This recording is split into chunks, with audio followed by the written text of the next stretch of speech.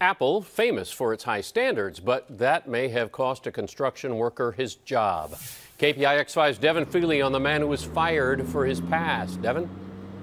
Yeah, well, amid all the excitement about this new headquarters, there is now increasing scrutiny and increasing criticism of Apple for a policy that some say unfairly discriminates against people who have criminal convictions in their past. For Kevin Yip, landing a job helping to build Apple's new headquarters seemed like a dream come true.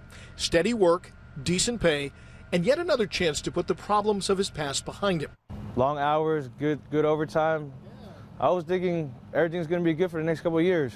Until he was abruptly fired in January because of Apple's policy barring anyone with a felony conviction on their record in the past 7 years from working on the new headquarters. Kevin says he has struggled ever since to find a job. Not only did I lose that job from Apple, I lost the spot in the company that sent me there. So it was a chain reaction, you know? The Iron Workers Union wrote a letter to Apple CEO Tim Cook protesting the policy, describing it as, quote, fundamentally unfair.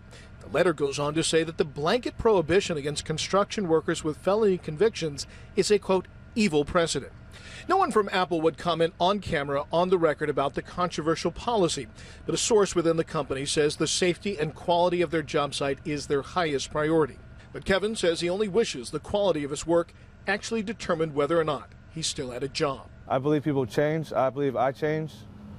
And since I've gotten the opportunity to work and stay out of trouble, I don't think the past should come back and affect me. So what did Kevin do to get in trouble with the law? He says that he was present but not involved in a fight where someone was seriously injured.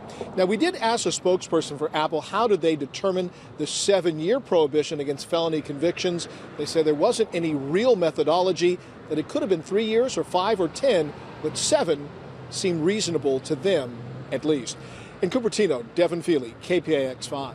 Well, Apple's new 176-acre complex is going to be finished next year.